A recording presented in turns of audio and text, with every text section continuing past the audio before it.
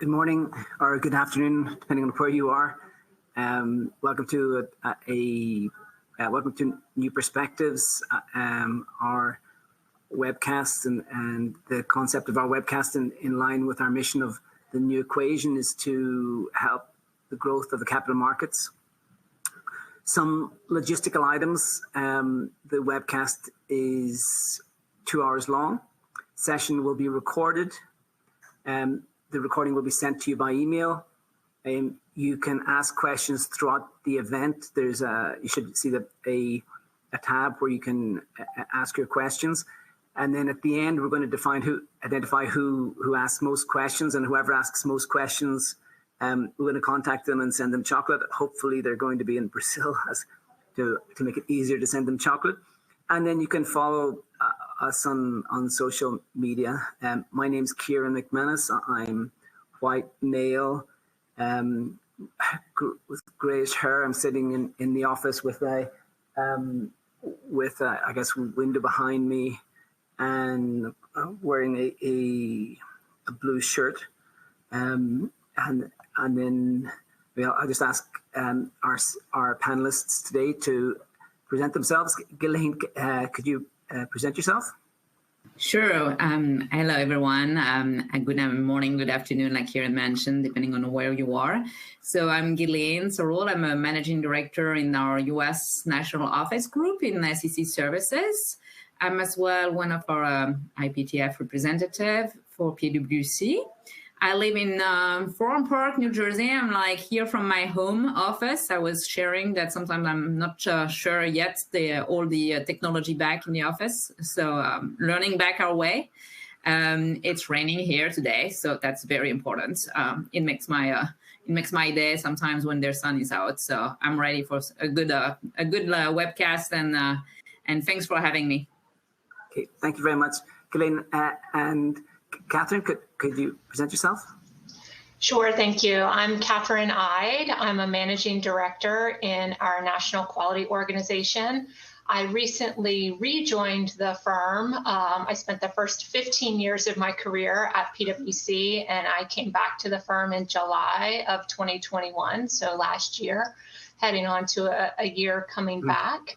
And I am focused 100% on ESG, so have been very busy with all of the regulatory and other things going on in this space. And I'm down in the Washington, D.C. area, which is always a hotbed of political activity, a little bit more in the past couple of days. But I am, like Guilaine, in my home office, and which has gotten quite comfortable after 2.5 years in the pandemic. So looking forward to the discussion today and the questions and conversation.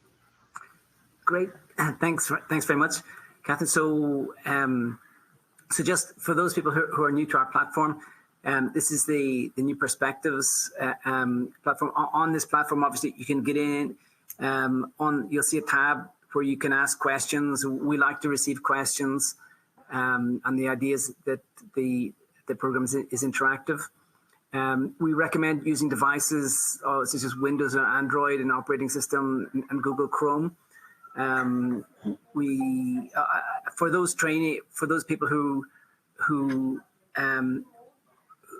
this is a formal training program as well. It's registered under the Brazilian CRC system.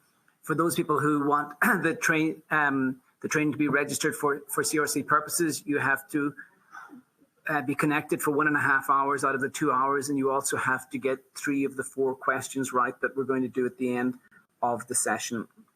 If you have any questions, you can contact us on BR_Novas Perspectivas at pwc.com. I guess just some items on the New Perspectives training program. It's completely free and open to anyone. We do more than 70 hours training annually. We've had more than 50,000 professionals trained over the last 5 years. Everyone who participates, so as long as you're connected for 1.5 hours, you'll receive a certificate for training. We also have It's also valid for, I said, for local regulatory purposes for the CRC program. We don't use paper. We have the prize for whoever asks most questions, and the presentation will be recorded. And for those participating, you'll receive the recording. It'll also be on YouTube.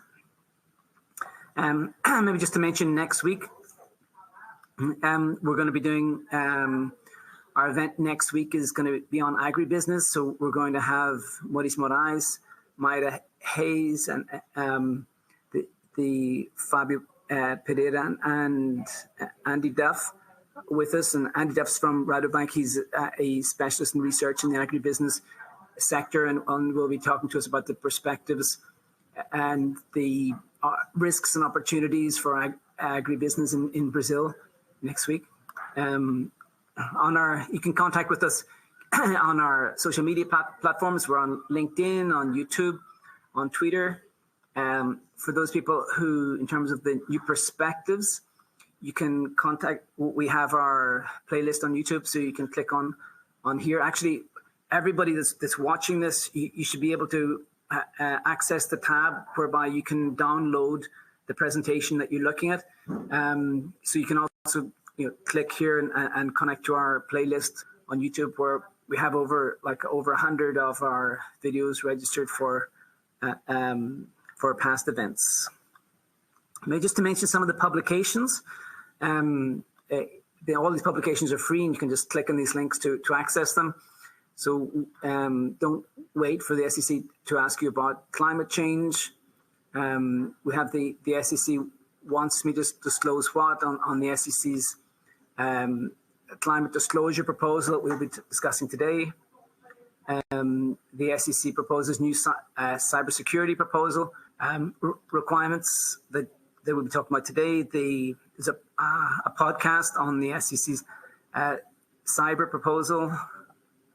And there's also a podcast on the SEC wants me to disclose what in terms of the disclosure for climate topics that we'll be discussing today. There's also also disclosing here that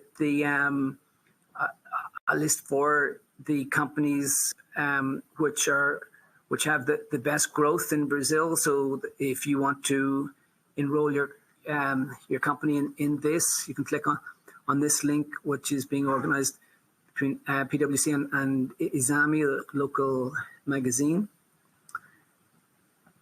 Other publications, we have the 25th annual survey of CEOs, and we have the link to the new equation, which further explains the concept of the new equation and our mission to help the capital markets grow. I guess with that, let's go for start with the initial survey. So this is like our warm-up survey. So you should be receiving on your screens any minute now the survey questions, and then you can go in and answer the poll. So the first question here is, which SEC ESG topic do you believe companies should provide more information on? So I guess within the various, and here it shows some of the items from the UN's development goals. So we have poverty, like the options are poverty, hunger, health, education, water, sanitation, climate, governance, decent work conditions, and equality. Don't know. So that's the questions here. Which do you believe would be the items which companies should be providing more information on? And here, obviously, we're talking about companies listed with the under the current SEC rules. So the first topic, I think most are going for both climate and governance. I think we're on to the second question. What would you like to see improved in relation to sustainability information published by companies? So in terms of the information currently provided to the market by companies, what would you like to see? A consistency of information, but only material information, which is to help understand the value of the company, comparability between years and between companies, like required minimum information and metrics, required minimum, like that one's been repeated for some reason, and then independent assurance on the information requested or don't know. So we've got consistency of information, only material information in terms of that would impact the value of the company, comparable information to ensure comparability between years and between companies, and then required minimum information metrics and independent assurance of the information presented or don't know. So based on the replies we're getting here, we have quite a few people requesting consistency of the information and comparability of the information between years and between companies, and also people asking for independent assurance on the information presented. Let's go to the third question. So how do you consider the SEC's climate disclosure proposal compared to the ISSB's? Here we have a climate disclosure proposal issued by the SEC. We also have two proposed standards issued by the ISSB, International Sustainability Standards Board, one of which is on climate. So we have options are no differences. The SEC's, or you consider the SEC's proposal as being more complex, more demanding and time consuming to implement, more robust, more minimum disclosure, more assurance required, or don't know. So interestingly, no, very few are going for no differences, and we have people here going for more complex, more demanding, time consuming to implement, more robust, more minimum disclosure, and more assurance required. So I think on a number of levels, I think we have people identifying that the SEC proposal is going to be pretty demanding. I guess going to question 4 here. So what part of the SEC's climate disclosure proposal would you like to discuss? So I guess which part of this proposal is of most interest to you? The history behind the issuance of the proposal, the proposed timetable, potential rule, the proposed effective date and applicability, the new information in the financial statements, the new information in the rest of the annual report, and the areas which are generating most discussion. And the items that I think people most want to discuss is the new information included in the financial statements, the new information in the rest of the annual report, and the topics that are generating most discussion, with, I guess, much fewer people wanting to know about the history behind the proposal or the proposed timetable or the proposed effective date and applicability. So I think a lot of people want to know that what is this new information that's going to be in the financial statements, the other information in the rest of the annual report, and the areas that are generating most discussion. We have another question here. What part of the SEC's cybersecurity proposal would you like to discuss? The history behind the proposal, proposed timetable, proposed effective date, applicability, major changes from the previous rule, new information in the annual report, or the areas generating most discussion. And here we have, I guess once again, we have few people wanting to know the history behind it, or the proposed timetable.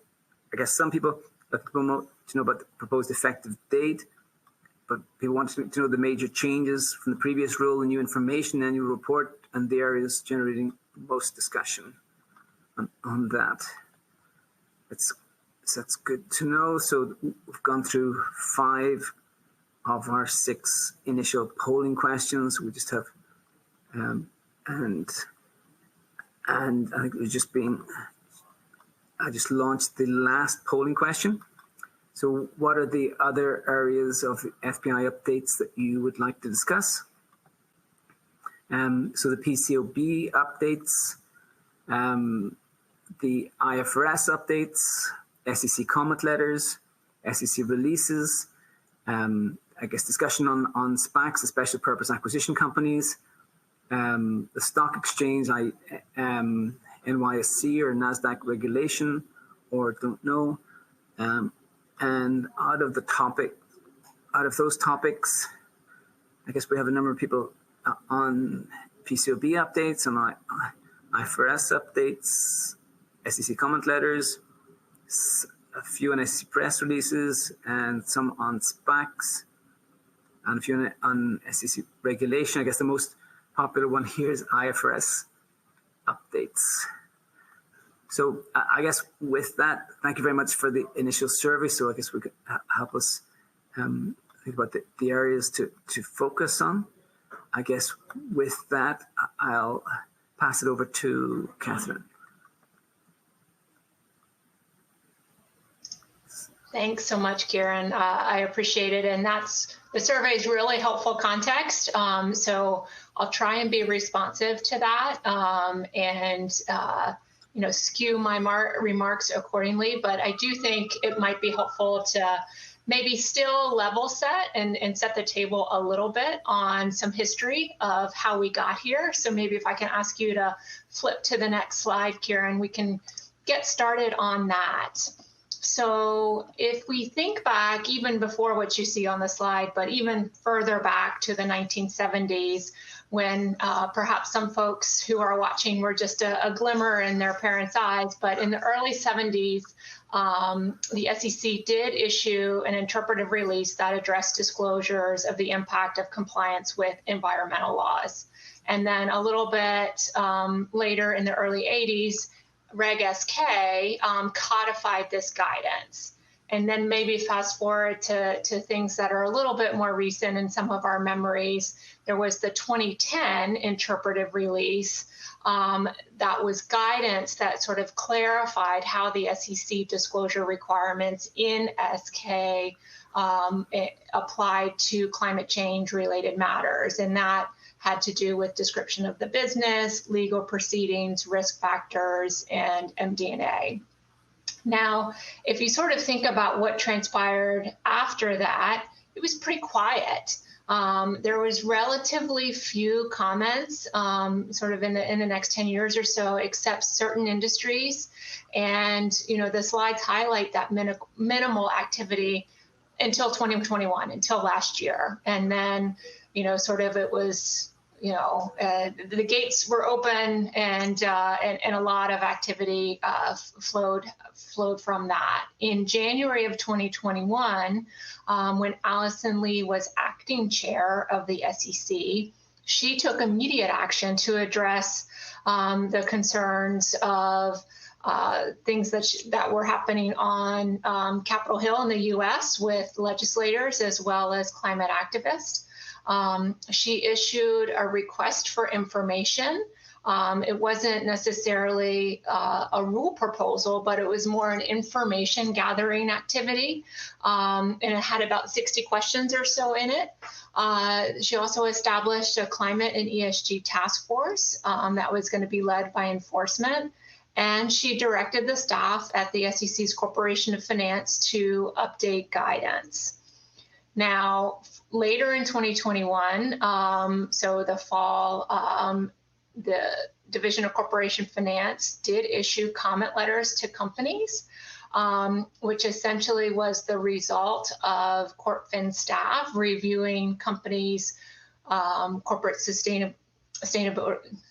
social responsibility reports or sustainability reports versus what disclosures were being made in the 10K or equivalent. And if there were gaps in those disclosures, inconsistencies in the discussion between and among the documents and the materiality discussions as well. They issued about 30 of those letters, and most of those are public now. And most of the issuers who received those letters talked about how climate impacts were not material to their organizations, and that's why they weren't disclosed. And of course, we got the 2022 proposed rules, late in March, and unlike the short 60 questions from the request for information, this was over 500 pages with over 800 questions. So a fairly robust document. So maybe to go into a little bit more detail about that proposing release, Karen, if you can flip to the next slide for me. Obviously with the buildup, these proposed rules were intended to be released in calendar 2021.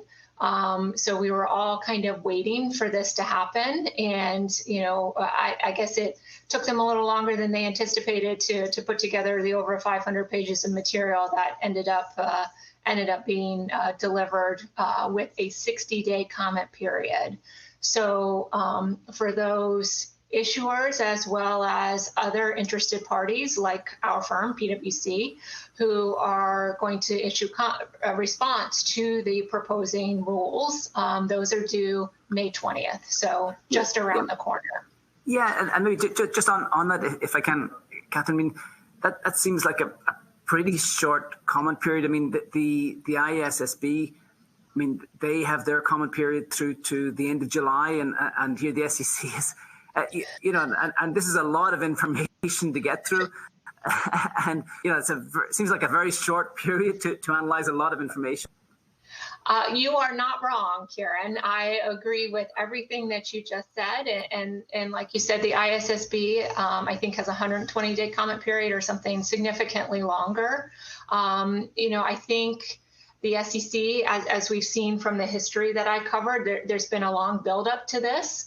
And I think that there is some interest in the SEC finalizing the rule before calendar year end and before what we call here in the U.S. midterm elections.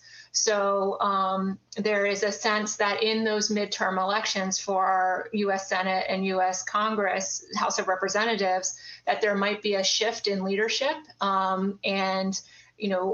Historically, climate change has been more important to Democrats than perhaps Republicans, and the Democrats have been in the majority. So if that switches, that it could impact next steps. And so I think the SEC has an interest in getting this through the rulemaking process quickly. However, they are required by law to have this due process, and they will read every comment letter that gets submitted associated with this proposal.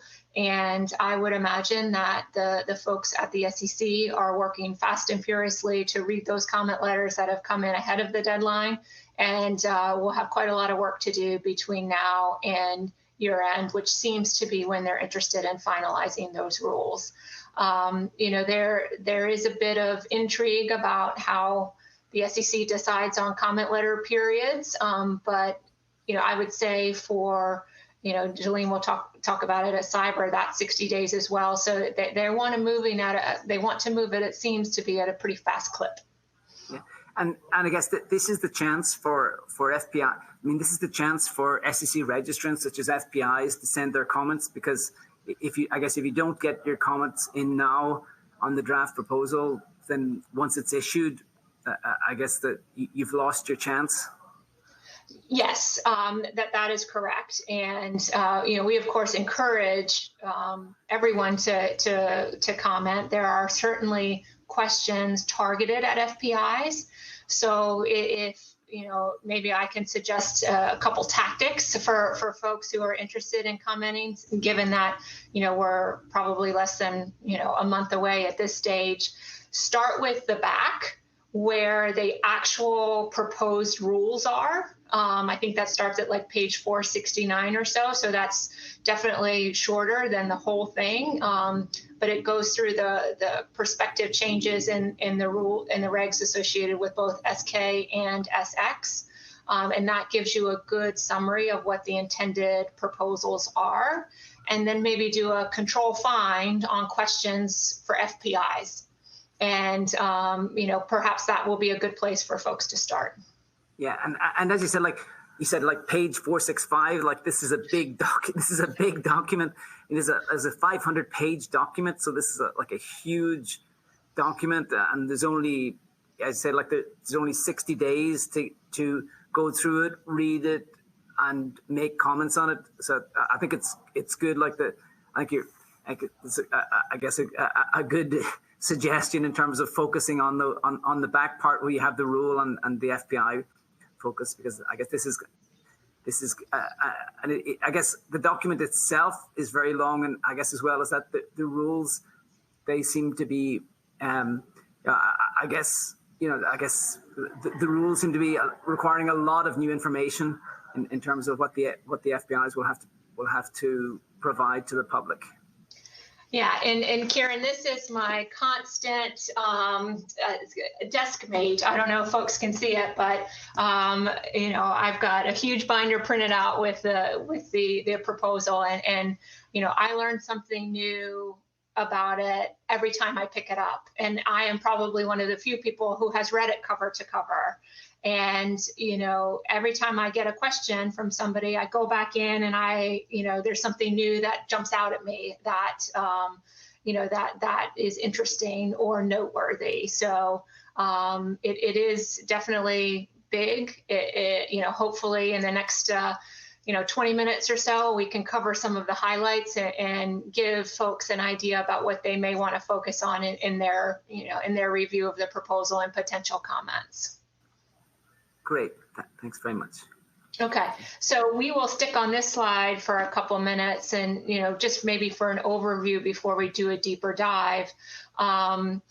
I will say that the new disclosures related to the 10K or the front part are based on the TCFD framework. So the Task Force on Climate-Related Financial Disclosure Framework, which has 4 pillars.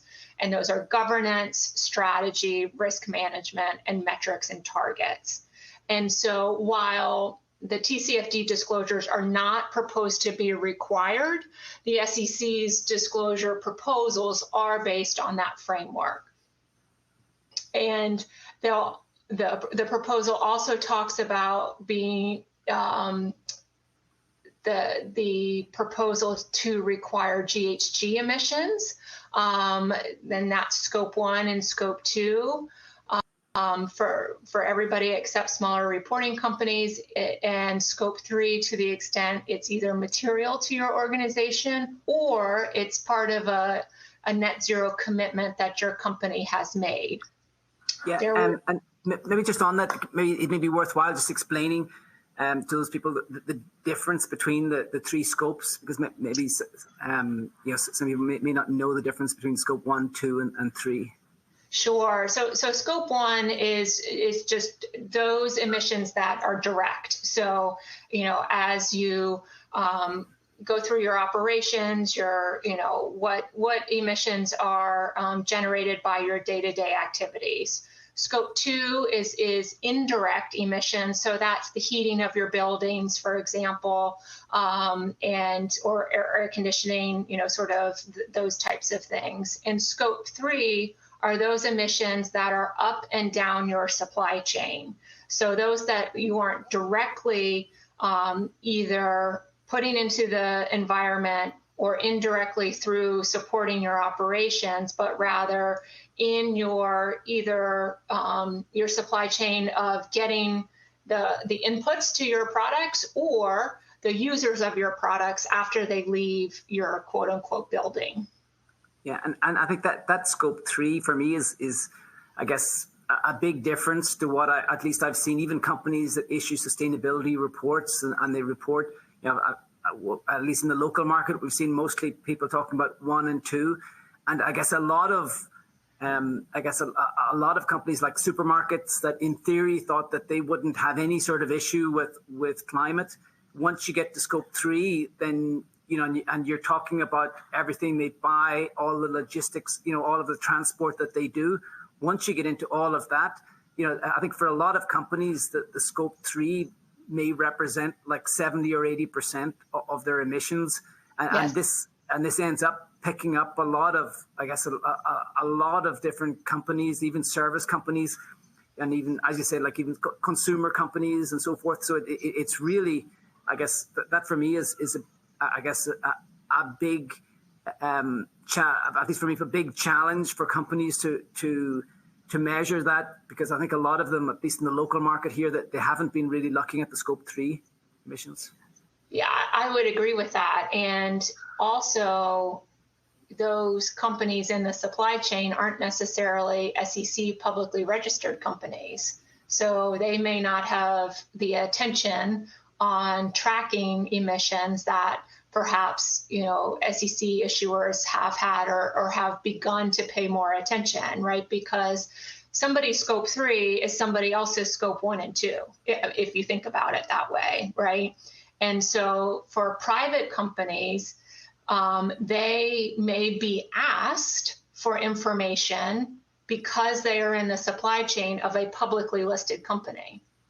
So, that puts perhaps a new pressure on private companies as well.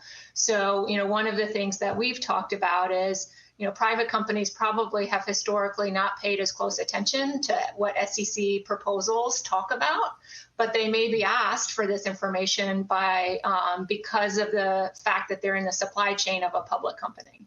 Yeah, I'm just thinking out loud about this. I mean, if I'm a supplier for a public company here, and then that public company turns around and and they're doing a bid for their suppliers, and there's two suppliers, and I'm guessing here that one of the prerequisites that they're going to have in the future is going to be that they're going to want their suppliers to provide them with carbon emissions. And if they don't have it, I mean, if they don't already have the sort of control over, their processes and maybe even assurance on this, I mean, this could be a competitive disadvantage then for those private companies that supply like SEC listed companies. It could be, and if the rule proposal gets adopted as proposed, right? So we'll have to pay attention to what the final rule is, and that certainly could be a consideration, Karen. And it's not unlike a bit of what we've seen related to cyber, because there are cyber considerations in your supply chain as well, depending on how you interact, how the SEC listed company interacts with their supply chain and the vulnerabilities in the cyber risk space of your supply chain. So not a new consideration, but because of I'm going to use a technical term, the squishiness of Scope 3 emissions, it certainly is challenging. And while the GHG protocol, which the SEC proposal references but doesn't require for calculating emissions, the GHG protocol is helpful in calculating emissions. It's 15 years old, I think, in terms of the last time it was updated or written.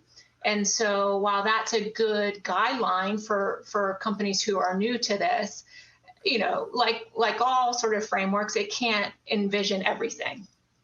And so, while the GHG protocol provides a helpful guide, this is difficult stuff for sure. Okay, thanks. Thanks, Catherine. Sure. Let's see, just making sure I covered everything on this slide. Yeah, so applies to 10Ks and 20Fs and would apply to IPOs as well. So it's a fairly broad-reaching proposal, whereas, we've seen in other proposals, emerging growth companies or pre-IPO companies or IPOs being scoped out. This does apply to most companies. So maybe go on to the next slide where we can get into some of the more detailed proposals, which would apply to both domestic issuers and foreign private issuers. So like I said, it's a fairly level playing field here. So we'll start with the proposed requirements that impact the financial statements. And, from the survey, I know that folks are quite interested. If we can flip to the next slide, Karen, that'd be great. I know folks are interested in, that financial statement impact. And I will say it's probably something that surprised most of us who follow this closely. Not necessarily, discussion about or proposals around the financial statement impact, but the level of granularity, that 1% sort of bright line. So what does the proposal say? So the proposal would require a new footnote to the financial statements, and that footnote would have both quantitative and qualitative components. And so maybe starting with the quantitative metrics, and those quantitative metrics would include both the financial impact and expenditure metrics related to each financial statement line item if the absolute value of the impact was greater than 1%.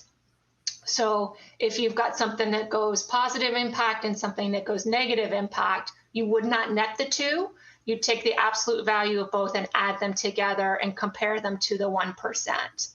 So you may be asking, well, what impacts and what expenditures? And those would include the impacts and expenditures related to both severe weather events and other physical risks of climate change, as well as transition risks. And so maybe pause here. So physical risks of climate change, for example, there's a hurricane that takes out, an oil rig in the Gulf of Mexico or something like that. So it is, weather events, wildfires, those types of things. And then transition risks are those risks that impact a company that is making a transition towards a net zero economy. And those could include legal and regulatory risks, as well as other types of risk as companies transition to lower emissions economies. So, sorry, yeah, Karen, I was going to comment, like 1% is a very small percentage. And I guess in terms of whenever, I guess, we discuss, auditing, I guess auditing for general purposes, we use, you normally see higher percentages, or a lot of time people use, for example, a 5% reference. So this 1% is very low. And I guess that this puts, a lot of pressure on companies in order to, to control very carefully these impacts. I'm thinking expenditure matrices, 1% of expenditure on this item is a very low amount, and companies may not even have the classification necessary to identify this type of cost at the time. So it looks like it's pretty rigorous. Yeah, I would say most companies don't have the system support in place to track at this level of granularity, right? So there would need to be new something applied to either a current GL system, a currently ERM system, to identify these types of expenditures and these types of financial impacts, so that the issuer could perform the analysis to determine if it trips that 1% threshold, right? Because even if you don't get to that 1%, companies would need to show their work to see how they, got to the conclusion. And I'm sorry, I keep looking over here. Karen's in my upper right-hand corner, so trying to look at you guys too. So there needs, even if companies don't trip that 1% threshold, there needs to be a process in place to ensure they don't do it. So, so it's kind of what we call a peanut butter approach. You kind of have to do it even if you don't think you're going to trip that 1%. So definitely difficult, definitely lower than, sort of the IFRS traditional concept of materiality assessments, and from an issuer perspective, how they generally think about materiality from a disclosure in the financial statements. Yeah. So we talked a little bit about the quantitative components of that new footnote, and then from a qualitative perspective, the proposal requires disclosure of whether financial estimates and assumptions were impacted by both physical and transition risks or climate-related targets disclosed by the registrant, and if so, how?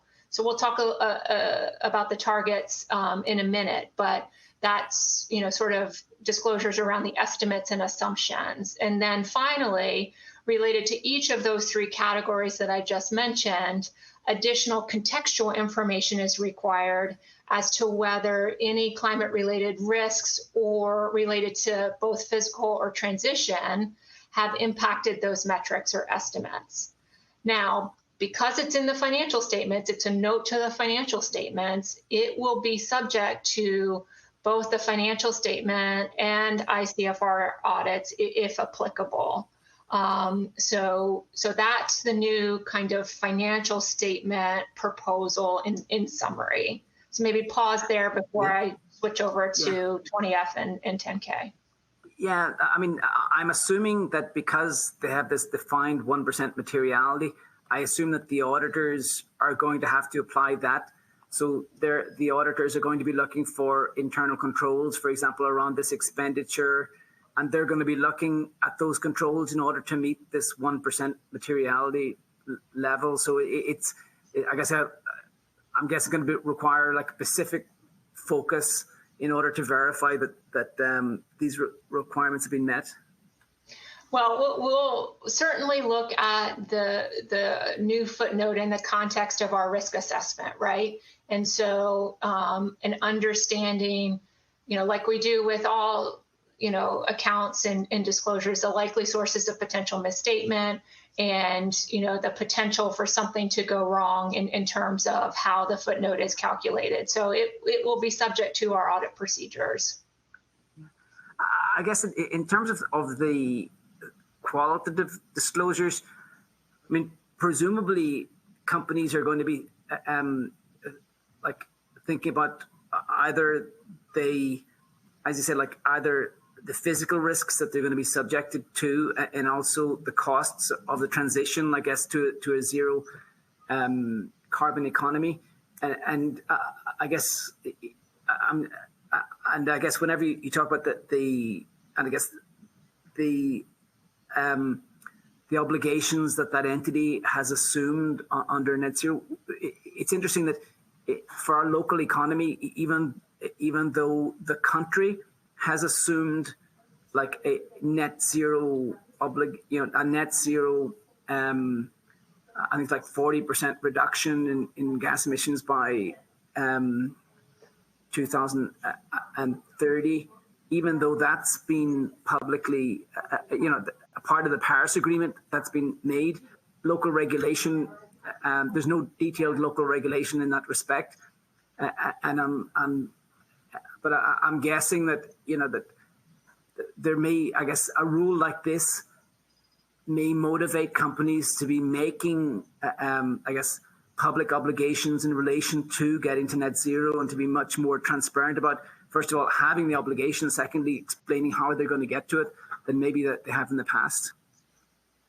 Well, maybe, Karen, I can just put a pin in that really quickly and just go through the qualitative disclosures first, and then I'll circle back to what you said, if that's okay. Yeah, sure. Okay. So if we look on the right-hand side of the slide, the proposal also lays out certain SK requirements applicable to both 20F and the 10K. And so, again, these are based on that TCFD framework. So looking for disclosure around climate-related physical and transition risks and their actual or likely material impacts to the registrant's business, the strategy, and the outlook, and the governance around that process, and the risk management around that process. And within that, there is also in the proposal a requirement if a company has made a net zero commitment or any climate related commitment, so it's not just emissions, but it's, for example, if a company has committed to use less packaging, for example, or a beverage company perhaps has committed to reduce their plastic usage by a particular %. The SEC proposal says they need to understand what that commitment is, what the metrics involved are to measure the progress against that commitment, and the involvement of management and the board in those types of commitments. So to what you were talking about, Kieran, if a country has made a net zero commitment, the SEC's proposal right now is focused on an issuer commitment. So if an issuer has made a net zero commitment, then the SEC wants transparency around how that company is going about meeting that commitment. Now, as part of a discussion about transition risks, part of transition risks are legal and regulatory risk. So the way I think about it, if a country has made a commitment, there could be some regulatory or legal risk associated with that for an issuer. So maybe that's helpful in terms of how to think about that. Yeah, I guess the issue is if the country has made the commitment and although the regulation hasn't been published yet, I guess there's a risk that the regulation could be put in place very quickly in order for the companies within the country to meet those to be aligned with the obligations made by the country. So good point. So moving to the GHG emissions requirements in the proposal. So scope 1 and scope 2 greenhouse gas emissions, which we went through briefly before, would be required for all companies. Scope 3 emissions would be phased in and required for most companies if it's material, or, like I said before, if they are included in the registrant's emission reduction targets or goals. And SRCs are exempt from having to disclose scope 3. There is a safe harbor from certain forms of liability under the securities laws that would be provided for scope 3 emissions disclosures. So there is some potential protection for those scope 3 emissions disclosures for, as Kieran and I talked about before, the difficulty in kind of measuring those emissions. So, and it's important to note that those emissions would not only need to be disclosed in gross terms, but also an associated GHG intensity measure, which would be calculated based on emissions per unit. So again, there's a lot more detail about that in the proposal, but it's important to highlight. Yeah, I think just on that point, I mean, we have a lot of agricultural companies in Brazil and a lot like growing, with biological assets. And whenever, in the discussions locally, obviously a lot of them say, well, look, we have all of this positive impact produced by these biological assets that are growing like this, that are like be it trees or plants that are creating a positive impact. But what I'm understanding from this rule is that regardless as to that, you have to measure gross emissions. So the requirement here will be to measure gross emissions being issued. And I guess you can explain whatever the compensating factors are, but you have to disclose gross emissions under these rules. Yeah, and you also would have to disclose both offsets and RECs, renewable energy credits, as well. But to your point, Kieran, the emissions disclosure is not net of those things; it's gross. Okay. I'm just scrolling through some of the questions. One of the questions is, do we assume that all severe weather events are due to climate change? That's a fantastic question, and it's a question we have as we read the proposal as well. You know, one of the challenges, not only with the 1%, but you know, in sort of thinking about risks as well, is sort of isolating the climate impact. So, you know, for instance, if a hurricane destroys some of your production facilities and your insurance premiums increase, those insurance premiums may be increasing not only because of that climate event, but also because of inflation, also because of COVID, also because of X, Y, Z, et cetera. And so how do you isolate that climate-related impact?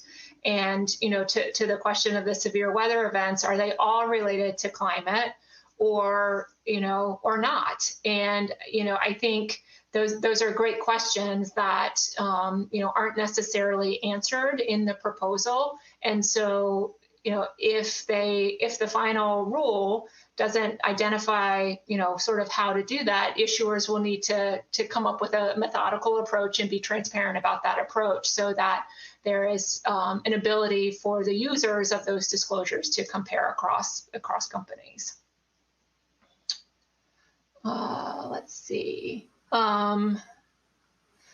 So maybe just the last point on the GHG on this slide. So the proposal does require assurance or an attestation engagement for accelerated and large accelerated filers over Scope 1 and Scope 2 emissions.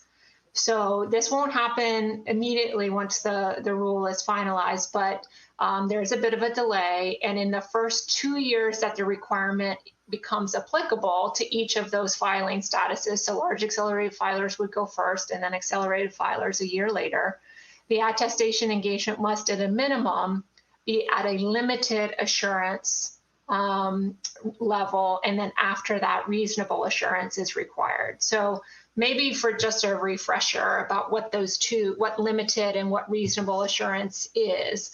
So limited assurance is where we, the auditors, conclude about whether, based on that review, based on a review of information, any material modification should be made to the subject matter to be in accordance with criteria.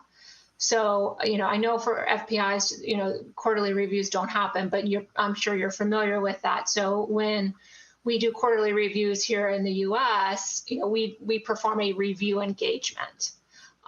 So contrast that with reasonable assurance engagements where we issue an opinion on whether the subject matter is in accordance with the criteria in all material respects. And this is what we do for a financial statement audit.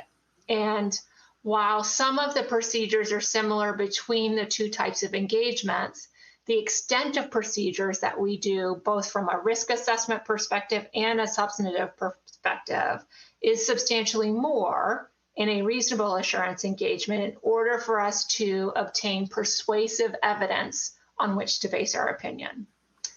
Now, in terms of who can provide the assurance in the proposal, it does not limit it to CPA firms, but rather to third-party service providers who need to be quote-unquote experts in GHG emissions and that expertise can be derived through experience in measuring, analyzing, reporting, or attesting to GHG emissions, and they would need to be independent.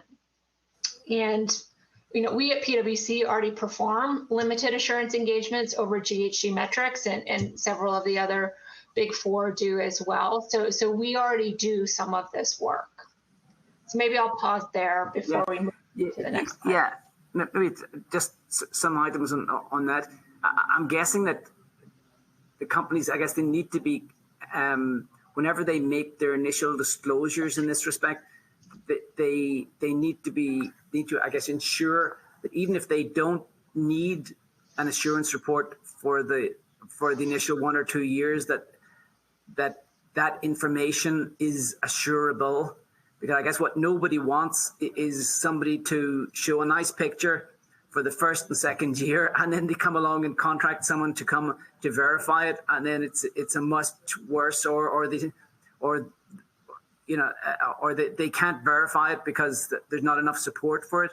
So I'm guessing that this verifiable requirement is something that companies really need to plan for and make sure that any information they put out there is, or even just maybe even if they don't publish a report, may have it verified just to make sure that they're not going to get a surprise whenever they're required to have it verified?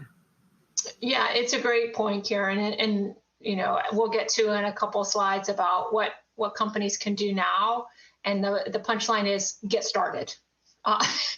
Don't delay in looking at these requirements and seeing where your company is as it relates to these requirements. And Karen, you're right, because our experience is that when we do this attestation work, there is some pre-assurance work that needs to happen to get companies ready for the attestation.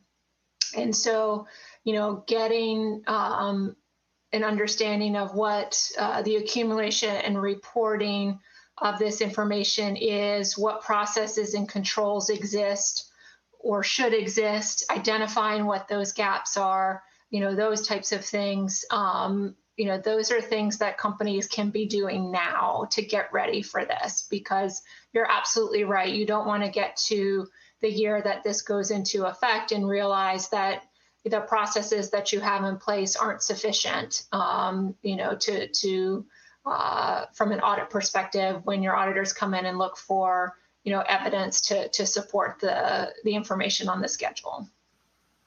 Yeah, I see here with some, I guess you're going to get to let's have some questions in terms of the date of application, but I'm guessing you're going to get to that in a bit. Yeah, that'll be on the next slide.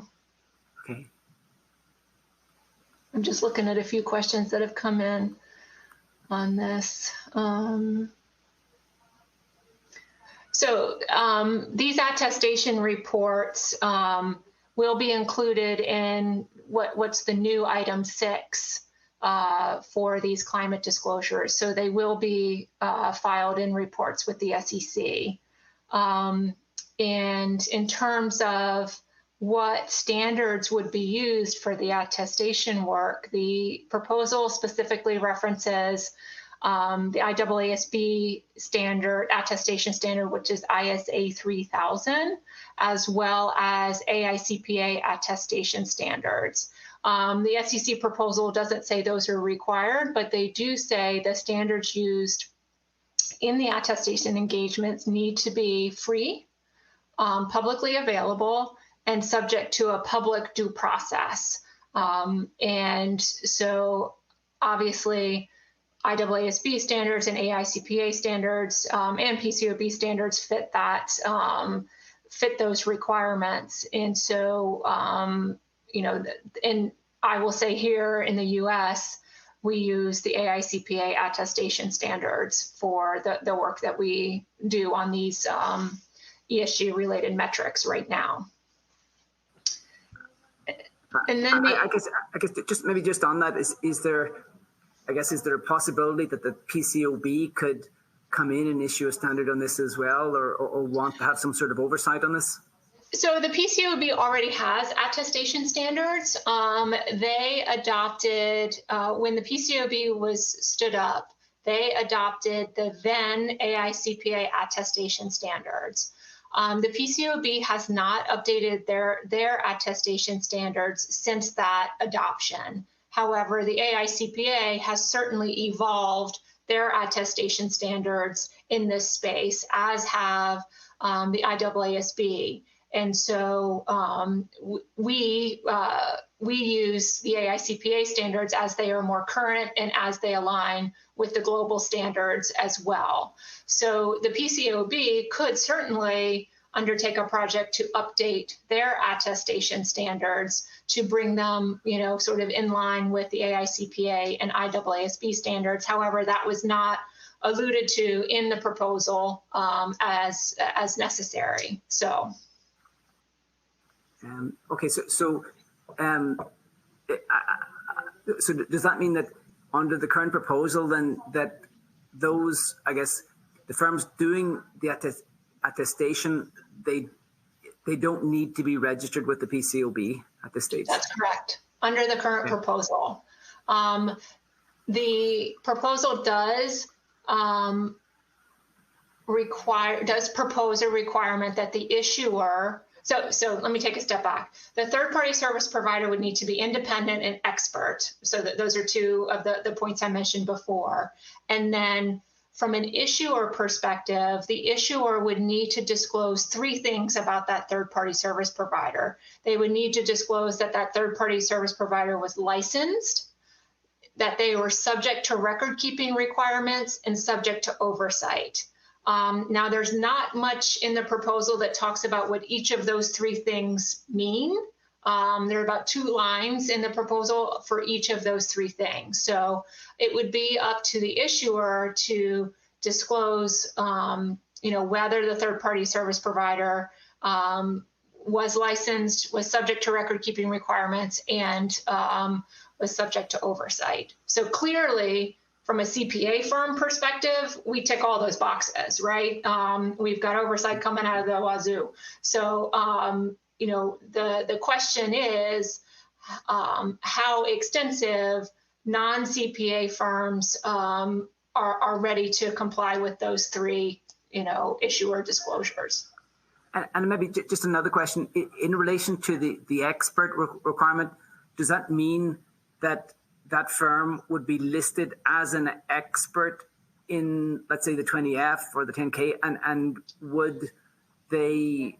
that's a really good question, Kieran, and I feel like I know the answer, but I'm not going to say because I don't know with 100%. So if we can put that on the parking lot, okay. I don't want to misspeak, and I don't want to take the time to look it up right now. But it's a great question. We've gotten it before, so if we can just put that on the parking lot. Sure.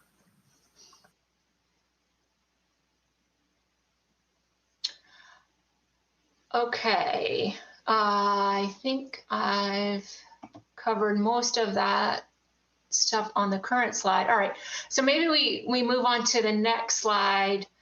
Now, dates and transition. Now, it was interesting to me in the survey that the effective dates no one was really interested in those things. And to me, that's one of the most interesting things about when I need to be able to do this, right?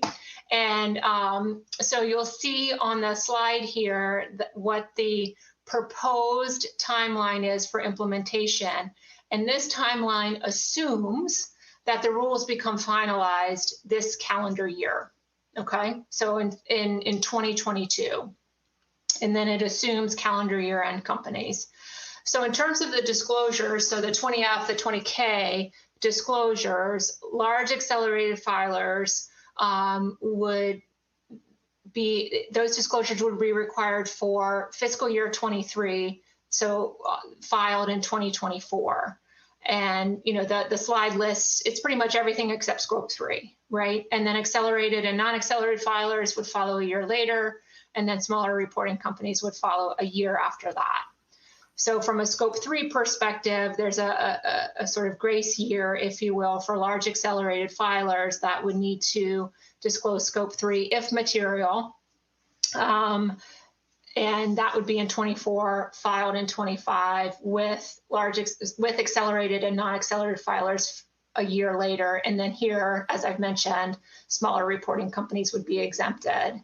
So in terms of that assurance or that attestation requirement on the GHG emissions, remember this is only applicable to large accelerated and accelerated filers, so that attestation report would need to be done on fiscal year 24 and filed in 25, and then accelerated filers, happening a year later. And whenever that information is measured and published, will it be comparative? So a great question, and the way the SK bit is proposed, it talks about issuers can avail themselves of, I forget the codification, but there is there's something in the rules that say if the information is not readily available, it does not need to be disclosed.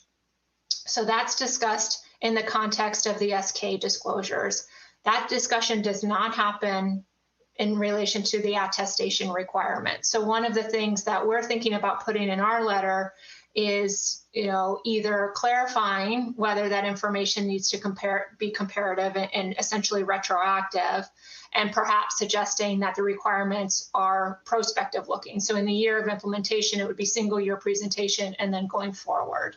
So. Yeah, I'm guessing if I'm a large accelerated filer, then this information needs to be provided for the fiscal year 23, and assuming that's like a December year end, then there can be very little time between this rule being finalized and me starting to measure this, and that's assuming that I only have to measure 2023. And if I have to measure, and it is expected I'm going to publish 2022 as comparative information, I'm already in the middle of the year for the information being measured. Yeah, it seems like this is moving extremely fast, and with a lot of information being required. I couldn't have said it better myself, Kieran. You're spot on. It's an extraordinarily fast timeline. Essentially giving folks weeks, if that, at the end of this calendar year to review, absorb, what the final rules say, and then concurrently start putting, procedures in place to accumulate and report this information. So, that's probably a good segue into our next slide if you're ready to move on, but happy to stay on this one if we want to talk more about it.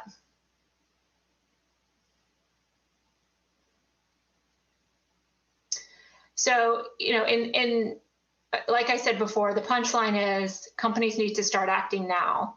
They need to be looking, at, and let me take a step back. While there are some discussions about potential legal challenges related to this rule, we shouldn't sit and do nothing while that process starts to see while that process gets started, especially in light of what's happening in other jurisdictions. So, there are, in the UK as well as in the EU, this type of reporting is being embedded into reporting by statute and by law.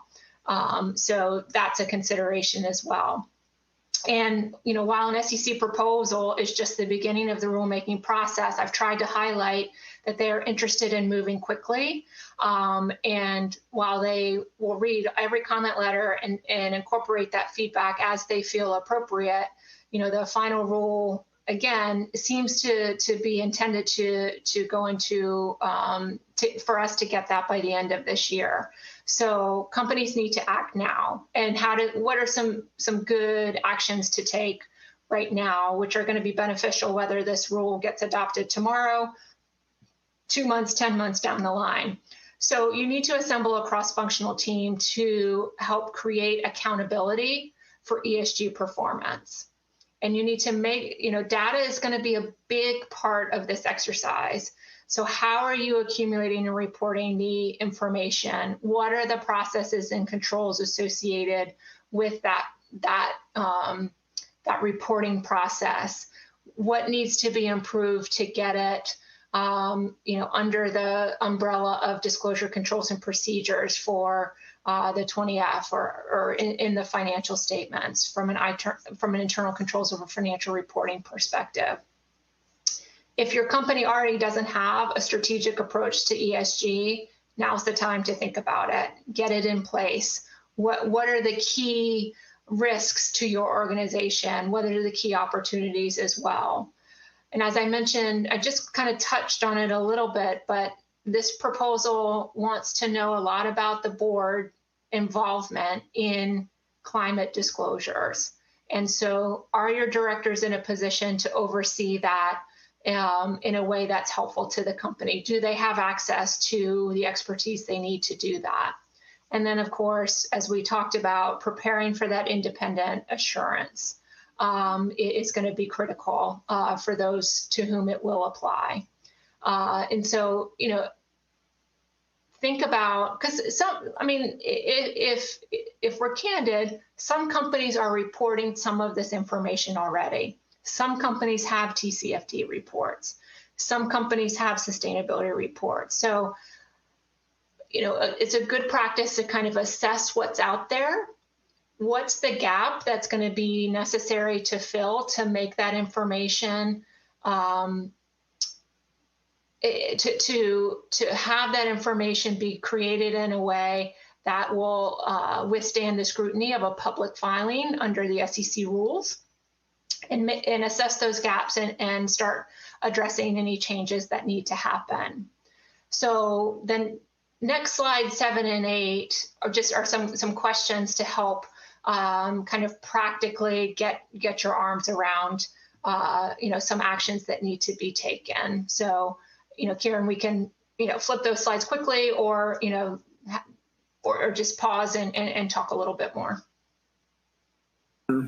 Yeah, I guess the main message I'm getting here is that I guess companies need to start now looking at this, because if they wait, I think locally, traditionally, a lot of companies wait until the final rule comes out and then look at the, invest time in looking at the final rule as opposed to the draft. But it looks like in this case, this is moving so fast that if you don't look at this draft and if you don't prepare yourself based on this draft, then you may not have time whenever the final rule comes out to get ready for this and make, as I say, all of the I guess implement all of the controls and the requirements that are being imposed by this. Yes, I agree with that. Act now or act yesterday is sort of what I would say. Just flipping through some of the questions that we've got, and one is on whether the company's independent auditor would be considered independent to provide the GHG attestation, and the answer to that is yes. So your financial statement auditor could do the attest work. So hope that's helpful. I think we've gotten I'm thinking about another question related to that is that I'm thinking if it's not your independent auditor that's doing this attestation, your independent auditor is likely to raise questions, want to know who's doing this work and what information is going to be disclosed, because presumably they're going to have an association risk with this information. And this is something, I guess this is not something that your independent, regardless as to whether they're doing it or not, it's not something that the independent auditor is going to ignore, I guess, within the right, document. Maybe said a little bit differently, Kieran, is that the GHG attestation schedule and report will be part of other information, and your financial statement auditor has responsibility over other information as part of the audit. Exactly. So the other auditor is going to want to know what's going to be looking at this information, the disclosures being made, and I guess they could, if not doing the attestation, they could raise a number of questions and issues, and maybe it's going to be good to get them in this discussion in any case.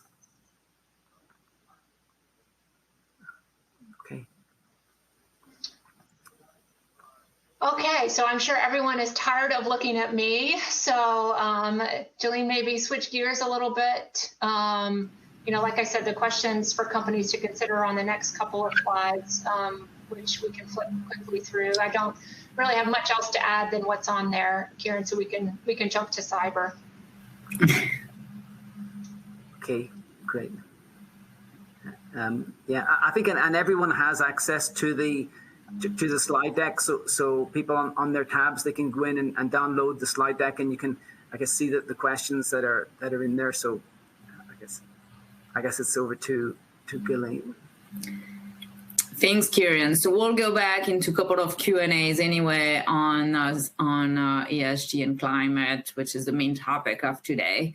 But like we were talking about, and it was an FPI update, and we just put, I think it's one slide before that, though, Kieran, on cyber versus materiality.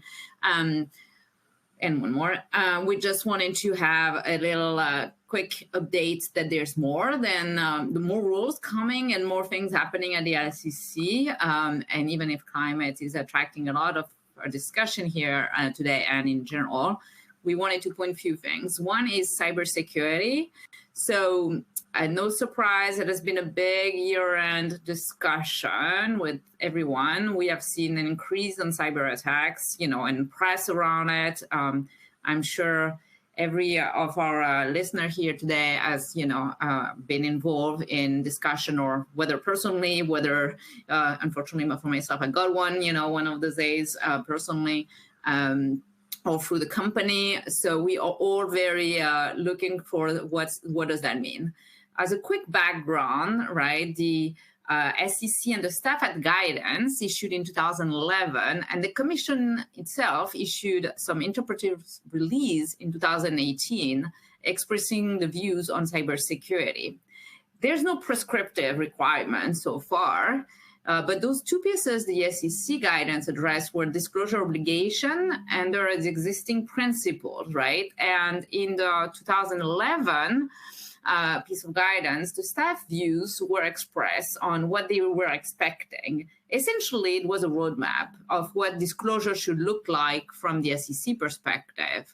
So the SEC really, so far, before the proposed rules as well, we're looking for, there might be disclosure on risk factors. There might be disclosure on legal proceedings. You might be sued because of some of that. Description of the business in the business section, MD&A, does that impact any of your trends?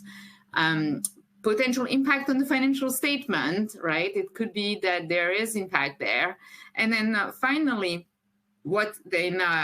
something that they really insisted on has been as well the potential impact of the incidents may have on your DCNP, on your disclosure controls and procedures. And we have seen actually a lot of cases recently where it was around ICFR and DCMP that, even with a cyber event, maybe the breach was not even the bigger issue or the biggest things happening versus what was the control in place from the company. So with that as a quick background, now there's a new proposed rules that was issued by the SEC. And the goal of the amendment is, so as of today, is to provide investor with more timely and consistent disclosure about material cybersecurity incidents because of the potential impact they have on the company. So it has also increased the availability and comparability of disclosure across industry for the public company regarding how those cybersecurity incidents are managed and what is the strategy and governance. So when you think about it, there was some guidance, principle, people were reporting it, but this commission, with Gary Gensler as the chair of the SEC, is very much interested in putting a playing field between each companies and investors having easy access of the information. So availability, consistency, comparability will be, in my mind, some of the key things. So what does that mean? So this means how can we get a consistency? We can get consistency by mandating a registrant to disclose in the same place. So what does that mean? It will mean for FPI, there will be a new form item that will be created in Form 20F this year, which will be item 16D. And the amendment, so FPI will be required in their 20F now to provide cybersecurity disclosure in that new item and on a form that is consistent with the disclosure that are proposed to the domestic registrants. And because FPI are not subject, though, to the proxy rules, right? So only disclosure in their annual reports. That's the first piece. However, on top of it, there might have been there might be a requirement to disclose it in the 6K. So the domestic will have to report it on an 8K, which obviously doesn't exist for if you're on FPI reporting under FPI forms. You may have to consider to provide it on a 6K if you have any requirement to report that information somewhere else. So maybe in Brazil or other jurisdiction, you have to disclose it. Therefore, you have to disclose it at the same time in a 6K. we believe as well that voluntarily, a lot of the registrants will, as of today, a lot of them will disclose it in the 6K when it happens in a very timely fashion. There's no timing requirement as strict as what a domestic is, but in my experience, very often they will follow that as a guideline.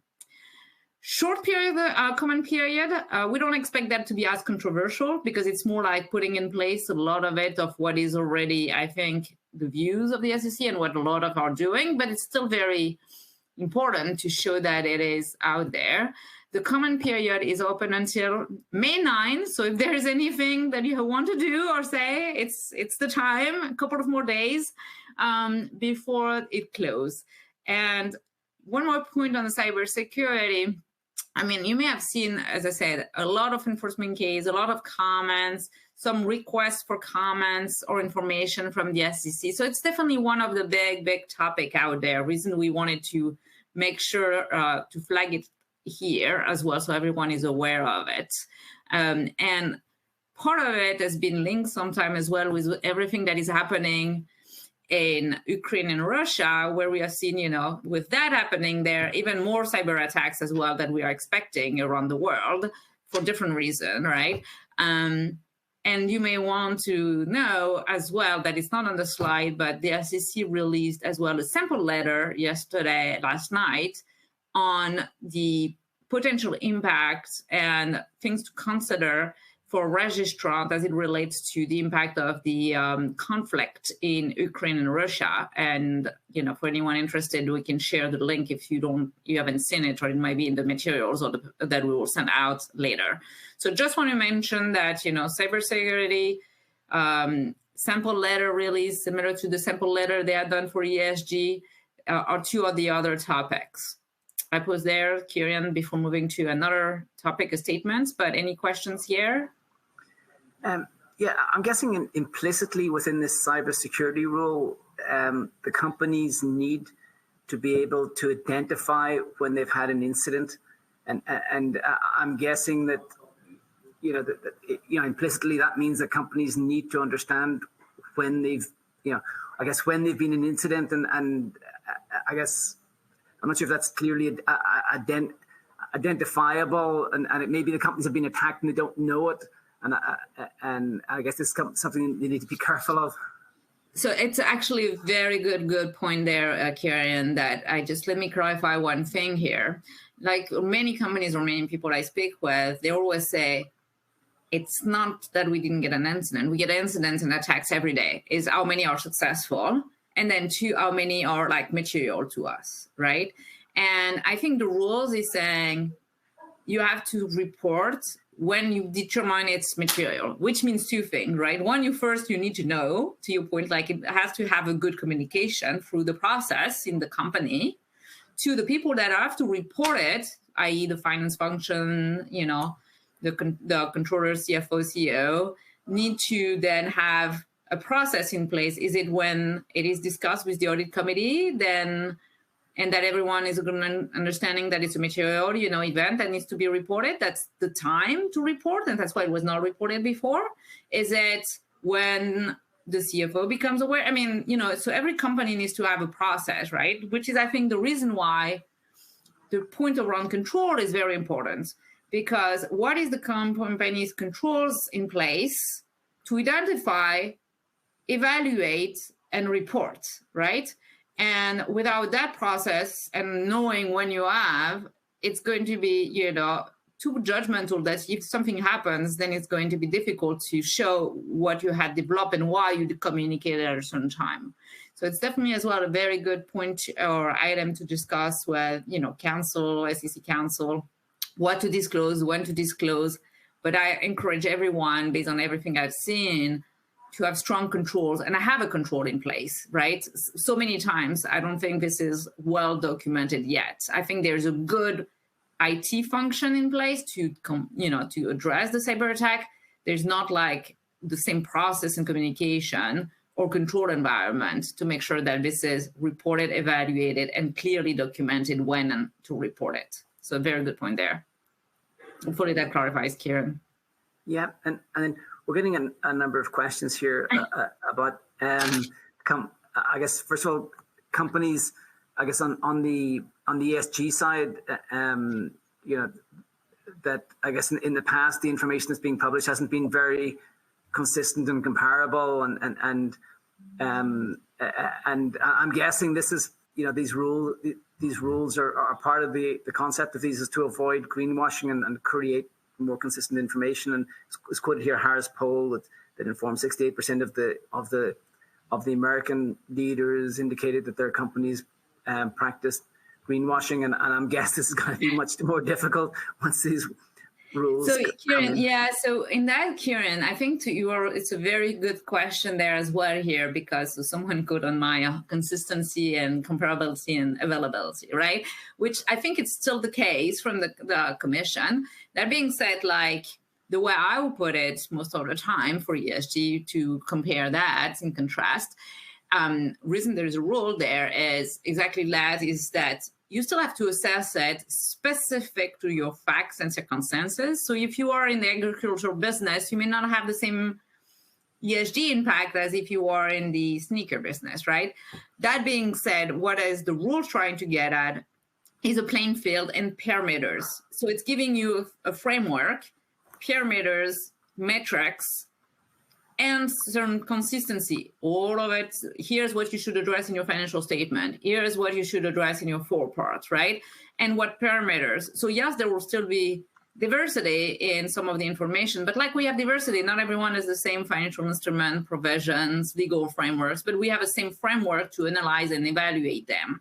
So that's what definitely the SEC is trying to get at as well. I agree with that statement. And then, yes, they are trying to show that, yes, it might be difficult, but if you are making commitments to investors about your ESG or your reporting cybersecurity in your public company, then, yeah, it should be, or that's why they're trying to put it in financial statement, audited, like you should be serious and it should be metrics that you can really rely on, right? So it's a very key and important information and goal of those rules, yes. Yeah, and I'm guessing there's also a comment here on cybersecurity that a lot of companies, at least in our local market, that they report about all of their cybersecurity information, and however, without much structure or without much, I guess, auditability of the information, and I guess the proposal, the SEC proposal on cybersecurity,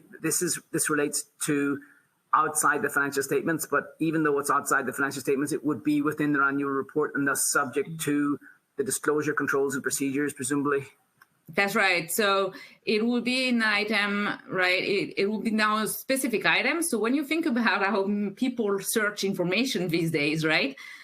You can then now suddenly do a lot more searches, because you can now just search the new item that will be created from 20F, and you can just see what all those companies disclose and do a comparison, versus these days you do search by how the cyber word comes in, but you may have a lot of false things because it will say, yes, we consider we have a risk of being cyber attacked, right? There now you're going to have all the cyber incidents or any cyber information be in that specific item in Form 20F.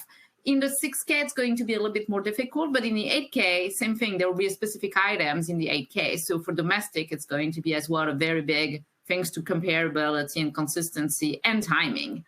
So that's correct that there will be a lot more comparison and consistency of the information and clear requirement and expectation, a lot clearer.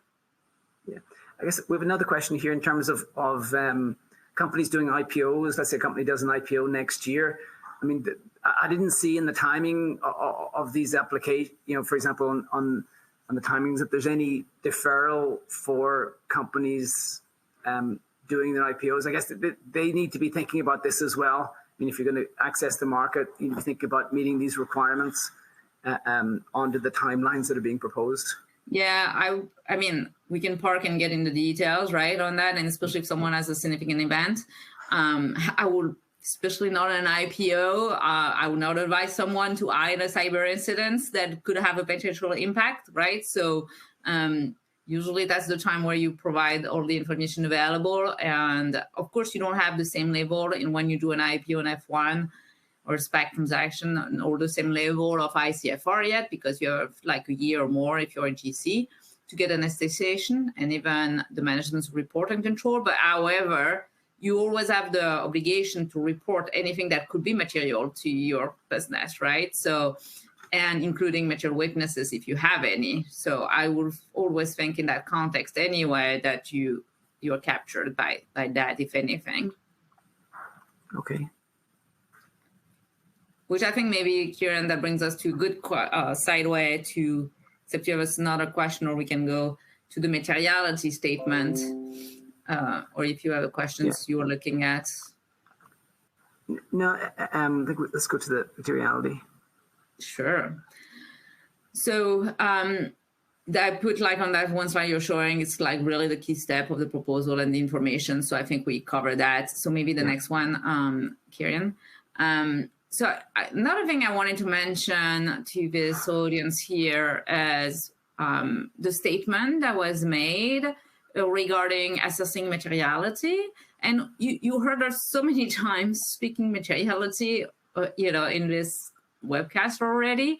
But here, so it's just really the regular statement on materiality, nothing new per se, I should start with. Like, sometimes you hear us about SAB 99, where is the SAB 99? But it is focusing on the reasonable investor definition on materiality and when evaluating errors. So we heard, and you have heard, I'm sure, even including maybe myself in one of the FPI webcasts here, about how the SEC has already mentioned materiality assessment at different SEC panels, ICPA conference. But here it's noticeable because it was noteworthy here because it was coming from the Agency of Chief Accountants, so Paul Munter, made actually a statement that is, that you can read, and I encourage anyone here to reading auditors and companies the statement. So he made the statement on March 9 regarding reminding, I should say, registrants and auditors about materiality assessment, and he gave his recent observation on the interaction and what he has seen. So the focus of his statement was to say providing timely, accurate, and complete financial information to the reasonable investor. And of course, he linked as well how the materiality is defined in the US by the Supreme Court. So a few things. It's not a surprise first that he raised that based on previous comments that he had. He observed, and we observed in general, a decline in the number of material restatements. And from what we have seen in the past year, especially about SPAC, that's Paul Munter from the SEC was very concerned how a registrant were evaluating the materiality of errors. So with that in the background, he seems very concerned on how the corrections have been made. So, for example, should the errors be correcting with a restatement of previously issued financial statement, or should the error be corrected with an amendment? Can it be corrected with an out of period or little r? You have heard us, or you heard everyone say little r revision versus a big R restatement, which include, an indication in the PCOB report. Or does it not to be corrected at all, right? And it could stay in the sum. We have seen that as well. So the staff is looking to really more objectively in the assessment of the quality factor. And in other words, he made it very clear that as the errors increase quantitatively, it's very hard to overcome a quantitative material error with any qualitative factors. In his way, he observed that most of the analysis are a little bit biased towards supporting an outcome that an error is not material to the previously financial statements. So let's put it to the chase here. He just thinks there's not enough bigger R, that people have been just putting errors or seeing it too biased that, the error is not that material, and forgetting that once it's quantitatively material, it's a very, very hard to say it's not a big R, okay? He reminded everyone as well that your analysis should start with the GAAP measures and not the non-GAAP measures. So even if you evaluate, for like many other things with alternative non-GAAP measures, your SAB 99 should always address as well the GAAP measures. And he made it very clear, and that was missing from a lot of the analysis they have seen. It should just be a complement of your analysis to the GAAP financials. He also highlighted in his statements that you can't offset one error with other errors. So if you have one error and then, magically it just like net down to like close to nothing because you have other errors, that doesn't work. You have to analyze each error individually and then in aggregate, because it might be becoming material. But again, you aggregate if it gets you a worse answer, not like if it gets you like, you get out free jail card, right? So just to be very clear on the analysis. And so finally, of course, he reminded everyone that when you look at errors, you should look at the controls impact as well. And again, he found that people were a little bit biased on, not evaluating that there could be a material weakness here. And I can tell you that they've been very focused on that. The fact that they put a statement out is definitely very important to understand that it's not every day that I remind people like that.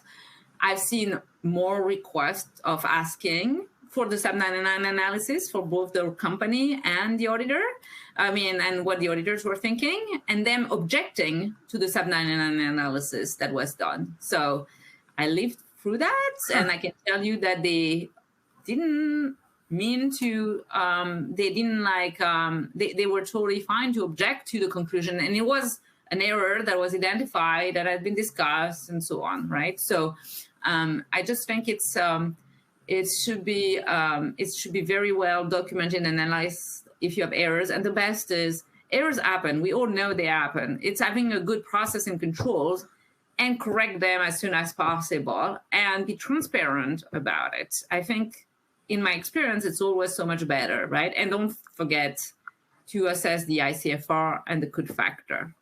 So again, the staff reminded, expect clear disclosures. And I always, when I see like disclosures that says, we adjusted our comparative information for current presentation. And I'm always like, it doesn't mean you're like correcting an error somewhere, because I didn't see any new change in accounting policy. What is the new presentation of what, right? So they do the same. They will be like, so what was that? And you don't really want that to be, hey, then give me like your SAB 99. Just be clear. We corrected an error and it was immaterial, if it was really material. So I pause there, but there are a couple of things to think there. Yeah, and I'm just thinking here, I mean, in our local market, the number on our local market, on the local stock exchange here in Brazil, it registers whenever somebody submits a new form, so quarterly information, annual information, and it's a bit scary the number of times that you see financial information being substituted on the systems, and I guess coming to your point is that I guess it's quite common that companies change comparative information whenever they publish the current year, and I guess under this. Onto this focus that's coming from the SEC, I guess, first of all, companies, these FPIs, they need to be very careful about identifying when they have the errors. That I guess they have, first of all, the company has their SAB 99 memorandum. They have their evaluation of the internal control impacts of that error. And I guess, and then the auditor is going to have to do their separate evaluation and memorandum on both of those items as well. So I guess that's something that takes some time. And I guess, and having been through these memorandums, like they're quite detailed. And as you say, like this requirement to do the gap analysis in terms of the financial statement information, the quantitative information, and then the non-gap information. And I guess to do that, both from the financial statement standpoint and from the internal control statement is something that takes some time. So I guess the companies really need to be careful with that under this current environment. I'm really surprised that I hadn't heard of that before, that the SEC asked to see both the company's SAB 99 analysis and internal control analysis and the auditors as well? So they would not ask per se the auditor's 799, but whether you concur or not. So the way they will ask is they will ask I should have clarified there, Kieran, good point, is they will ask the company's 799, and then they will ask whether the auditors agree or not. I mean, or by definition, if we don't object to the letter anyway, technically we should be agreeing, right? Or if we put our report.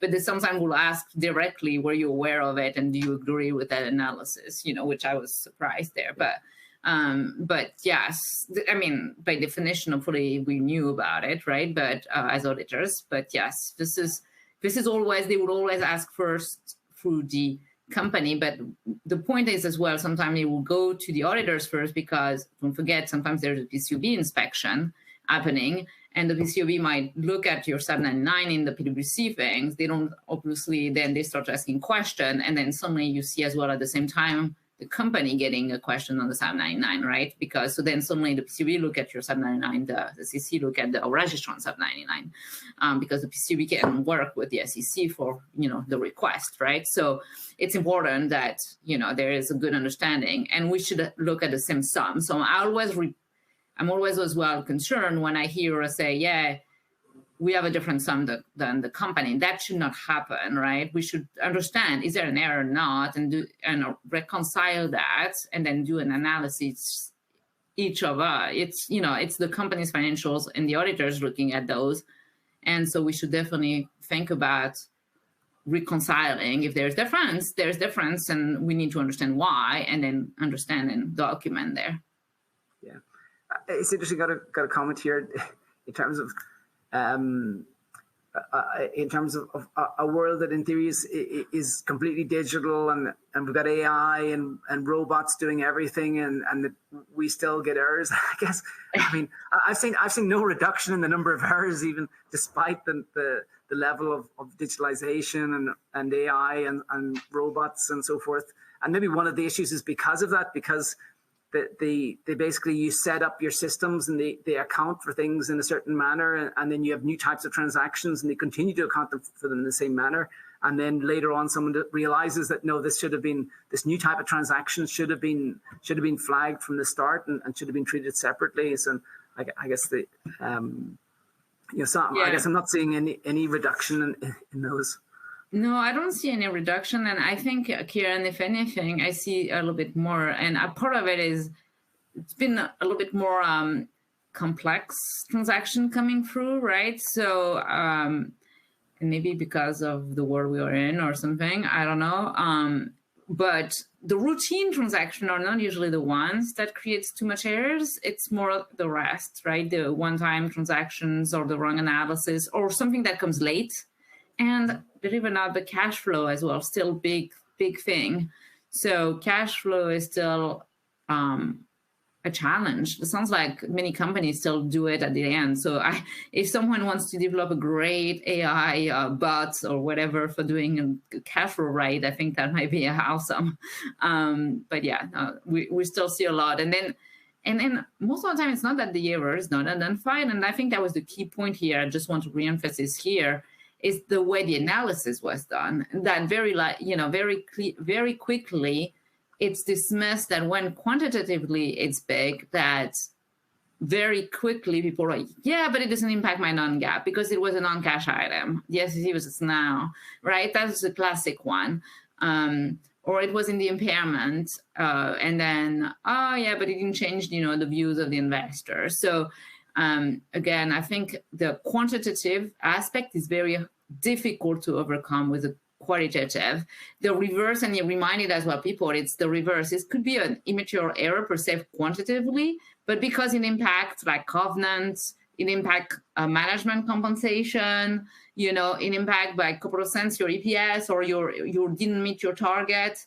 Those are then suddenly becomes material error, even if quantitatively they were not material, but because qualitatively they were material, then they could become. Again, I'm not concluding on any of those here, but it was the mind shift. It was like too many people just like go the other way in the analysis, which I think was the key important reminder. Yeah, and then we have a comment here in relation to the Paladakakis is commenting that he thinks that the PCOB is being more, and the SEC being more proactive in terms of auditors and challenging auditors and inspections and so forth. I think that the PCOB has, is always of the view to if we want to see improvement in terms of the quality of the audit work, and they're always challenging. And I guess if you look at their website and look at the results of their inspections, I mean, some of the reports that, whenever you look at the reports, the issue and the nature of the issues that they identify, for me, it's obviously very, at least in my mind, it's very detailed discussions and rigorous. I guess they're quite a rigorous regulator, I guess, compared to, especially, I guess, in our local environment compared to the regulation we see here locally. Yeah, I have a hard time to compare because I don't know all your local regulator, and I think everyone has been stepping up. I think, companies, auditors, I mean, it's great in a way for everyone here is that it shows, how much impact and how much the work done is relevant here by both the company to disclose and what investors looking at what information, and the role of the auditor as gatekeeper, right? And I think that's, all of them are just really emphasizing that they really rely on that, and they really look for that to make sure that everyone is doing the best there. So I think it's a good sign as well. I think, in my mind, it's better quality and better consistency for everybody. Okay. Maybe if I could return to Catherine, ask her some questions. So, Catherine, maybe if you could tell us about some of the SEC comment letters that the SEC has issued in respect of ESG topics during the last year. Yeah, so I alluded to this on that first sort of table setting slide. In the fall of last year, similar to what they just did last night that Guilaine talked about, they issued what they call a Dear Issuer letter, was an example letter to what they had issued to specific issuers, highlighting questions about the consistency among the disclosures in the SEC filings, sustainability reports, and CSR reports, especially around commitments as well as differences in discussions around materiality. So as we understand it, the SEC issued about 30 letters to specific issuers in a sort of cross-section of industries. Most of those have been made public now. So if you're interested, you can go to where the correspondence is public on the SEC's website. Most of the issuers received, I would say, 2 rounds of comments from the staff. So the first round was, explain a potential inconsistency, and the issuer would say it's not an inconsistency, this isn't material from a 10K perspective, for example. And then the follow-up from the staff was explain in more detail your materiality judgments. And then subsequently, the issuer would show their work, if you will, and then the matter was closed by the staff. So I don't think in any of the ones that have been made public, the issuer made any changes to historical disclosures in their 10K or their financial statement as a result of the comment letters. That's not to say they wouldn't make changes going forward, but it did highlight that the SEC is paying attention to what's being disclosed in public-facing communications that not only are filed with the SEC, but those that are just in the public domain. Okay, and I guess we've discussed the proposed rule on climate disclosure. Yeah, it seems to be, a very challenging, proposal, and I guess. Can we expect other proposals in terms of other ESG areas? Because just looking at the climate one seems like a huge challenge, and I'm just concerned if they start, if there are potentially others. I mean, this, I'm just imagining the size of the challenge that exists for the registrants and the FPIs. Well, we know from the SEC's regulatory flex agenda that human capital is also on the list. And some people put cyber under the ESG umbrella as well. So if you think about cyber, you think about this climate proposal, in theory, human capital is forthcoming. We've heard through the rumor mill, if you will, that human capital may look like the climate proposal. So, we will see when that gets issued. We also know from the Reg Flex agenda that they're paying attention to the naming convention of ESG funds to help prevent greenwashing, which we talked about earlier. So there is a lot on the SEC's agenda under this ESG, mostly around climate, but, ESG umbrella. So I would expect, more activity as we go through the year. Gosh, and do you have any sort of feeling as to what sort of information they could ask about human capital? I mean, we're talking about race, gender, all of that, others. Yeah, and yes, to what you just said, and a couple others into work. I mean, what you said, workforce diversity, inclusion efforts, those types of things. There hasn't been as much discussion in speeches about the human capital proposal, which is where we get kind of our clues as to what could be included in the proposal. But what you just touched on is what Gensler has said in his public-facing remarks on human capital. And I will tell you, he's not made many mentions of that recently. I think go back to his speech probably in August of last year, July or August, is probably the last time he talked about it in a substantive fashion. Okay. And I guess a question for Guilaine in terms of these proposals. So these would be applicable for FPIs and the information, the additional information included in the financial statements, I mean, that would be applicable even if the financial statements are included, are presented under IFRS, and IFRS, a lot of FPIs, especially at least in the local market, they present financial statements under IFRS, and IFRS doesn't require this information. So this climate disclosure rule could require additional financial statement information, even if it's under IFRS? So it's a good question, Kieran. I think first of all, some of the rules, as you mentioned, are not applicable or are applicable. So the human capital, for example, the current one is not applicable to an FPI. We'll see how the new proposed one, because as I mentioned, one of the things the SEC right now has been focused has been the plain fin and comparability, FPI, domestic, and not having that many. In the past, we saw a lot of caveat for FPI, and with the climate change year one, there's no caveat for FPI. They just have to follow the same. There's actually a question in the one of the questions in the proposal is about how clear it is that it is applicable to IFRS filers and how it's going to work. But it is very clear that it applies. They have many footnotes that it says very clearly it applies to IFRS filers, to your point. And they're going to amend the Form 20F to make it clear. And then the Article 12 that, most of the information will be there, will be a supplemental that goes in there. So all that to say that, yes, it's clear this proposal on climate change applies, even if you're an IFRS filer and even if IFRS doesn't ask for that.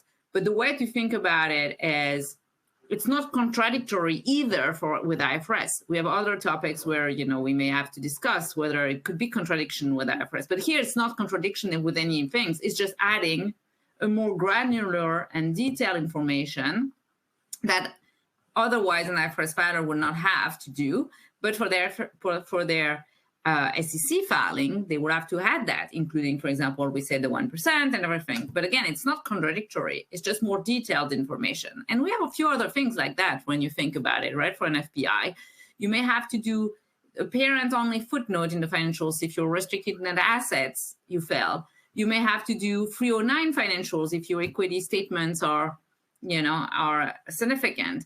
you may have to have a couple of additional disclosures that goes in there. If you're mine, you may have to have the mining discussions. So there's few additional information. This one is a little bit unusual that it's in the financials a lot more than what we have, I guess, historically. But it's not contradictory. And yes, one of the questions is to say, you know, are you okay with all that, I guess? So that's part of the proposal, right? So so just pay attention to it, definitely. And I think in my mind as well, I will put one more thing here, Kieran. I think for our registrants that are listed in two places, for example, they may have local requirements, they will have SEC requirements. It's going to be a key question to see how they want to do. Do they have one document approach, the same financials that goes into the two markets? Do they want the same information going with that? Does that mean that if that information that they would provide, assuming the rules gets out like the proposal is, would they want to give that information then as well in the local market, right? Because it's the same financials and they want to provide the same information. So I would recommend, as for any registrant right now, to look at what they report currently, what that rule could potentially get, like Catherine was saying at the beginning, go back, you know, to that summary there and look at the information you have, you don't have, and are you going to have like to create what for local market, for SEC? Do you want one approach, two approach? I don't know, but something to start thinking, right? Yeah, and I guess the other thing is that, so this additional information that will be included in the financial statements, I'm assuming that it's going to be subject to the PCAOB auditing standards, both the financial statement audit and also the internal controls audit? That's right. So that's right. So we, as we mentioned in the beginning, right, there will be information that is for the financial statement, some information that will go to the four part. So for what is going into the financial statement, including some of the impacts that has to be in some metrics there, that will be subject to the PCAOB audit report. And we said that part could potentially start as soon as January 1st, 2023, right? Because by the end of 2023, if that timeline gets there, there will be some additional information that is required in the footnote of those IFRS financial statements to be audited and covered by the PCAOB report and ICFR if applicable. So definitely, I'm totally echo what Catherine said earlier. That's one of the things that excites me more, that worries me more, is the timeline, to make sure that people understand right information they may start to need if the timing is really the one that we're looking at right now. And I'm guessing we're getting to the end of our time here on the webcast. And maybe I'll just have a time for just a last question for both of you. Maybe, Guilaine, is there any, I guess, any recommendations that you'd have for the FPIs in terms of this new regulations that are coming out and what they should be doing? First of all, I thank everyone for coming to the webcast. It's already a good starting point. So thanks for that. I think hopefully learn something, and please share feedback there. I think that's the what you learn, what you are asking other questions, because it makes us all think. And I think that's the point, right? Starting thinking about it. There's a lot going on. And that's why we wanted to share the few additional rules going out there.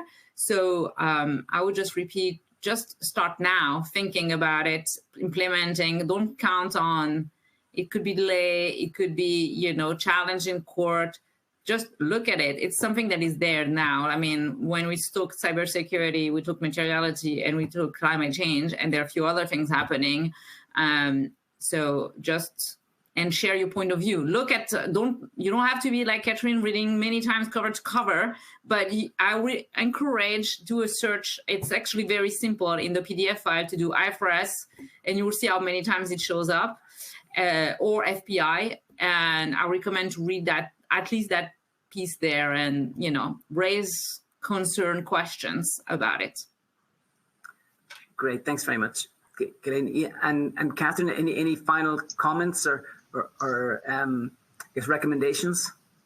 Guilaine stole all mine, so she took all the good ones. But echo what she said. Get started now. see where you are, see where you need to go, and that would be my advice. That's great. Thank you very much, Catherine and Gillian. I think we've arrived at the end of our normal time here, and I guess we just need to know now from Marina as to before this we go into the questions for local regulatory, I guess local CRC training purposes. Maybe just Marina can let us know who has won the chocolate. Good morning, everyone. Today's winner is Elizabeth de Martinho, but she might not be in Brazil, Killian.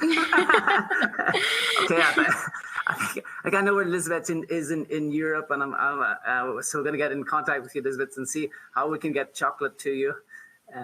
Okay, thank you very much, Marina and Elizabeth, and thank you for our panelists today, and Catherine and Guilaine, and I guess with that, now we'll go to, I guess for local purposes, those people that want the that need the CRC the CRC training registered. So maybe what I'll do just there as well is if you have any follow-up questions or doubts, I'm just going to leave up on the screen here the contact for our panelists today. And I guess with that, we'll go to the local test for CRC purposes for Brazilian accountants. So for those of you here in Brazil that are looking for, so this is only just a local test for Brazilian accountants. If you're not a Brazilian accountant, you don't need the CRC points. Thank you very much for attending, and our normal webcast time is over. So and then the questions that appear on your screen, I say, are only for local. The requirement for local Brazilian accountants that want the registration of the training for CRC purposes, as there's a requirement for an exam, and then we have 4 questions, and you have to get at least 3 of the 4 questions right. If you don't get it right the first time, don't worry, because there's going to be a second chance to get the question correct. I guess while you're answering the questions, maybe just a summary of today's webcast. On today's webcast, we had Catherine telling us about the proposed SEC climate disclosure rule. I guess a couple of things, at least for me, are that the climate disclosure, the comment period is 60 days, so it's a relatively short comment period. I guess the expectation is that this rule would potentially come out this year, in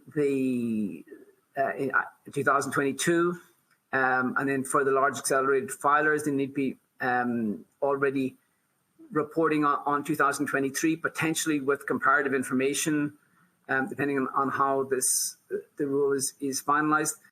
The time period for this rule is very short in terms of getting the companies to get prepared.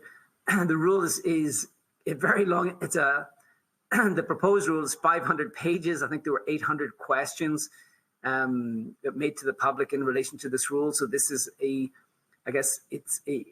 combination of factors. It's a detailed, complex rule with a short time frame. I guess one of the big issue here is that companies need to be preparing for this now rather than later, because of the timing of this. We also had Guilaine explain to us the cyber security rules and then the proposed cybersecurity disclosures and the new rules coming out on that respect. Also to follow up on, we also had discussions on materiality, that the SEC is challenging materiality and materiality judgments made by FPIs. I guess the other thing in terms of the disclosures, I guess coming back to the climate issue, that the under the proposed climate disclosures, there are disclosures in the financial statements that will be subject to financial statement audit and also internal controls audit, and as well as the information in the front part of the document. And there's also like a materiality defined for that in relation to in the proposed rule of 1%. So it's a very low materiality level in that respect. And a lot of companies, I guess, don't have the sort of controls and information needed to accumulate the information needed in order to ensure whether it's less or greater than the 1%. So those, I guess, would be required by the company. So I guess a lot of implications for companies and under a lot of different levels.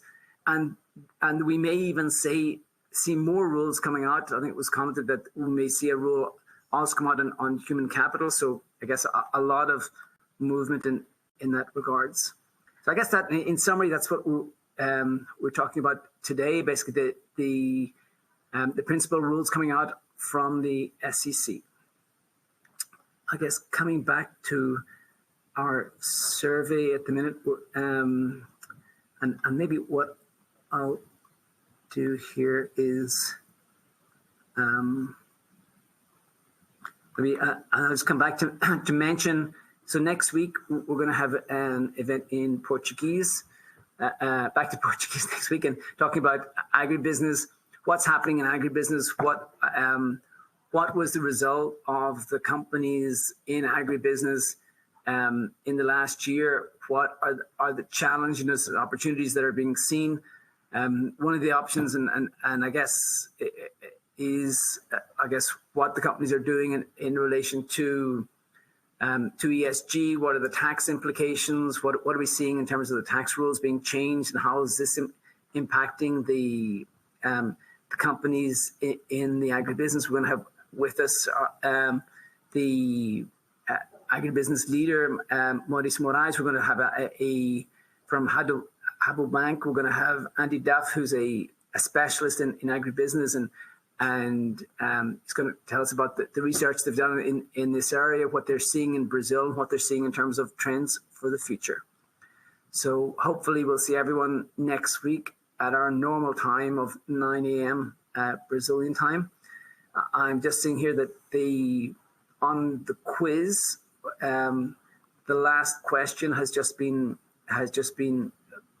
put out. So for those people who are joining us here, we're now on the last quiz question. The 4 questions have been made, and now they've been repeated. So for those people who didn't answer the first time, didn't get 3 of the 4 right the first time, then they're now on their second chance.